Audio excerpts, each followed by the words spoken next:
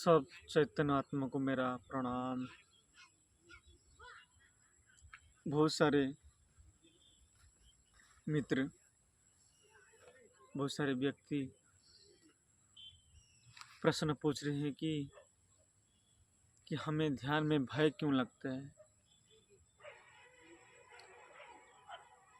मैं उनसे कहना चाहता हूँ इस सत्संग के माध्यम से, इस संसार में भय जैसा कुछ भी नहीं है। इस संसार में भय जैसा कुछ भी नहीं है। यहाँ तो प्रेम ही प्रेम है। प्रेम का अर्थ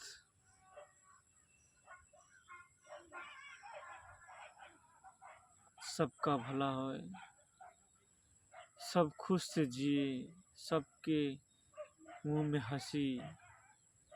ये प्रेम की भाषा है।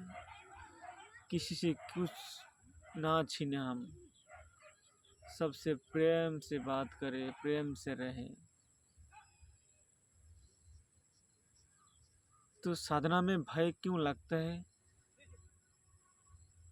इस बारे में हम बात करेंगे। साधना में भय लगता है स्वाभाविक, ये सबको लगता है। मुझे भी इसकी अनुभव शुरुआत में हो रहा था, भय लग रहा था, क्योंकि जब हम संसार में दृश्य को देख के ही जीते हैं, जो दिखता नहीं है उसको हम कभी देख के नहीं जीते हैं। हम जीवन भर इस संसार के हर चीज़ को देख के जी रहे हैं। हमारा दिमाग में बहुत सारे बातें डाल दिया है, बात मेमोरी में डाल दिया है कि भूत प्रेत, तुम्हारा जीवन मरण, तुम्हारी मौत हो जाएगी, तुम्हारा सब छीन जाएगी। बहुत सारे भूत प्रेत,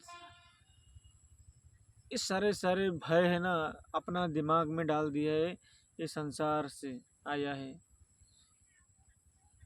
और हम जब अध्यात्म में आते हैं, ध्यान साधना करते हैं, जब हम ध्यान में बैठते हैं, ध्यान का मतलब जागृत में बैठते हैं, उस समय हमारा ऊर्जा ऊपर की और ऊर्ध्वगामी होता है। 7 चक्र भेद करके ऊपर बराबर से जाता है।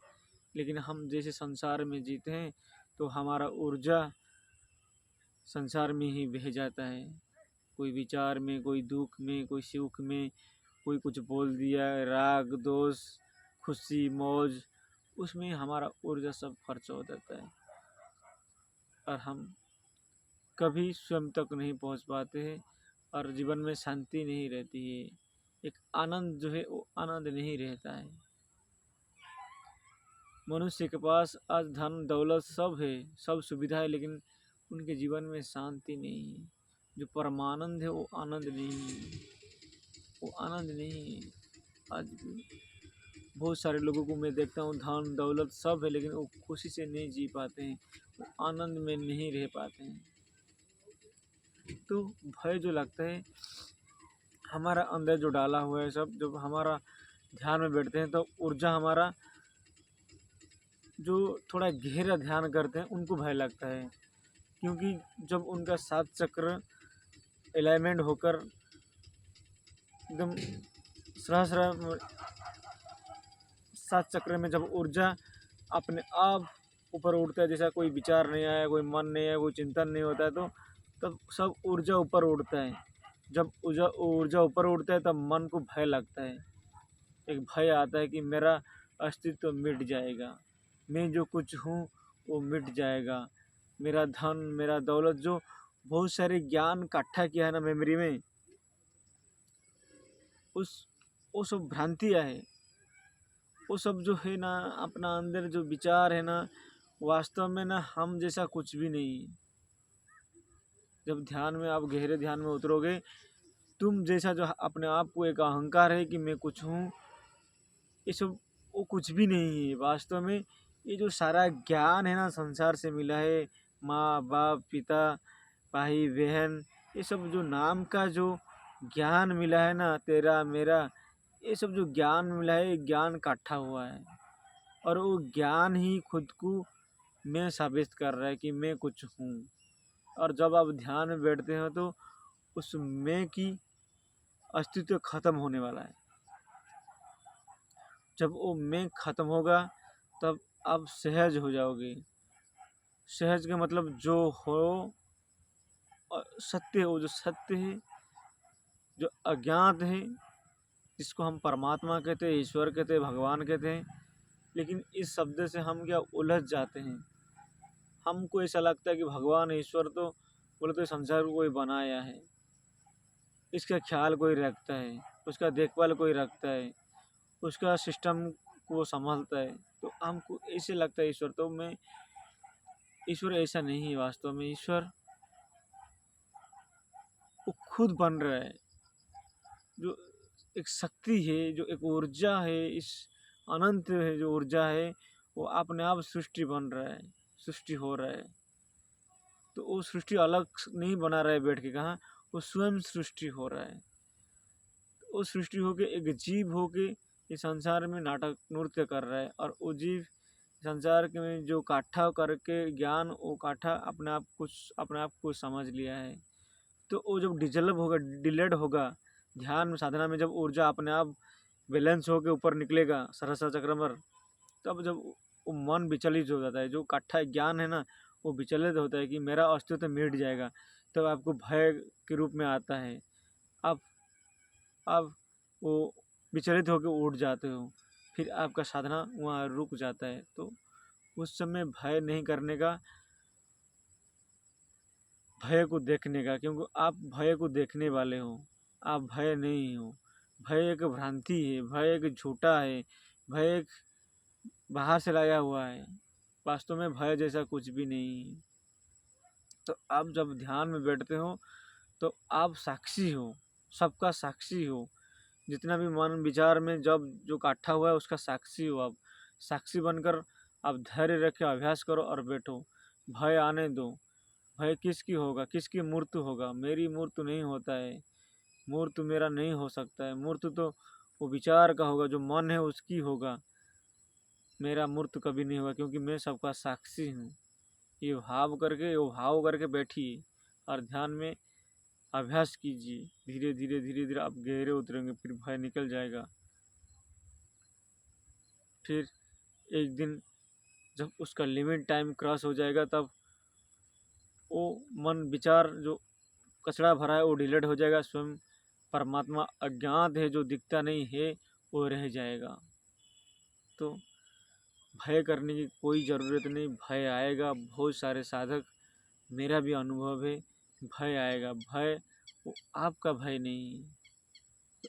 आपका जो आप जो साक्षी हो उसका भय नहीं है, आपका मन का भय है, विचार का भय, बुद्धि का भय। वो भय, वो मन विचार चाहते हैं कि मेरा अस्तित्व रहे, मैं नहीं मिटने वाला हूँ। जब तक मन विचार वो भय से ना मिटेगा तब तक परमात्मा नहीं हो पाओगे आप। क्योंकि जब आपका अहंकार मिट जाएगा तब स्वयं परमात्मा अज्ञात ईश्वर स्वयं ठहर जाएगा आप में। फिर आपको जीवन सहज लगेगा, फिर प्रेम प्रेम ही रहेगा। यहाँ संसार में कोई दुख ही नहीं रहेगा, हर समय खुश रहेगा आप। तो सबको अनुरोध करता हूँ, ध्यान साधना कीजिए और अपने आप को जानने की कोशिश कीजिए। सत्संग सुनिए।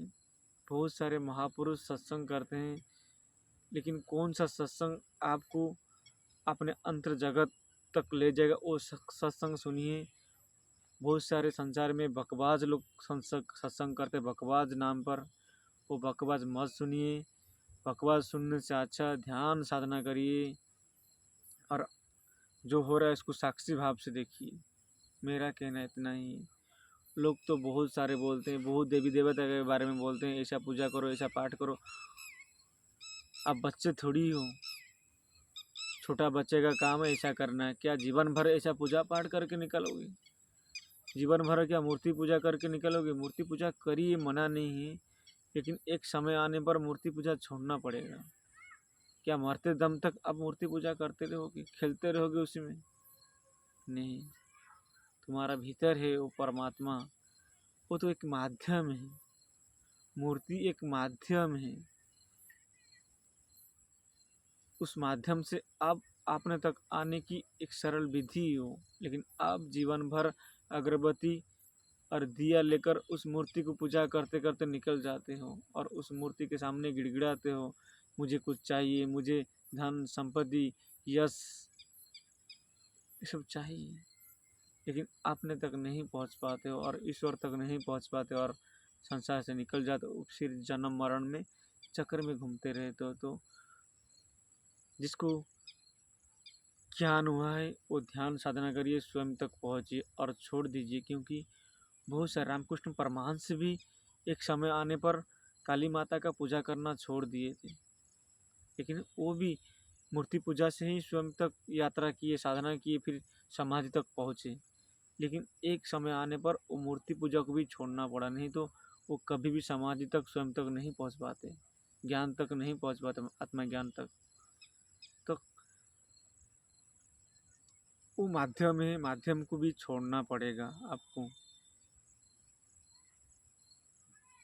उस माध्यम को छोड़िए और ध्यान साधना कीजिए। आप साक्षी भाव से ध्यान साधना कीजिए। जो हो रहा है अंदर होने दो। ऊर्जा ऊपर उठ रहा है, शरीर में कुछ हलचल हो रहा है, होने दो। आराम से बैठ के साक्षी भाव से देखिए, क्योंकि आप साक्षी हो सबका। शरीर में कोई ऊर्जा हिल रहा है, कुछ शरीर गिर रहा है, जो भी अनुभव हो रहा है आपको शरीर में, वो अनुभव का आप साक्षी हो। आप अज्ञात हो, अज्ञात होकर आप साक्षी बनकर देख रहे हो। ये साधना करो, साक्षी का साधना करो कि मैं साक्षी हूँ, मैं शरीर नहीं हूँ, मैं मन नहीं हूँ, मैं बुद्धि नहीं हूँ, मैं साक्षी हूँ। ये भाव कर कर साधना करिए और आगे बढ़िए। कोई भय करने की ज़रूरत नहीं, जो हो रहा है उसको होने दो। यहाँ कुछ भी नहीं होगा, जो होना है वो होते रहेगा। सबको प्रणाम।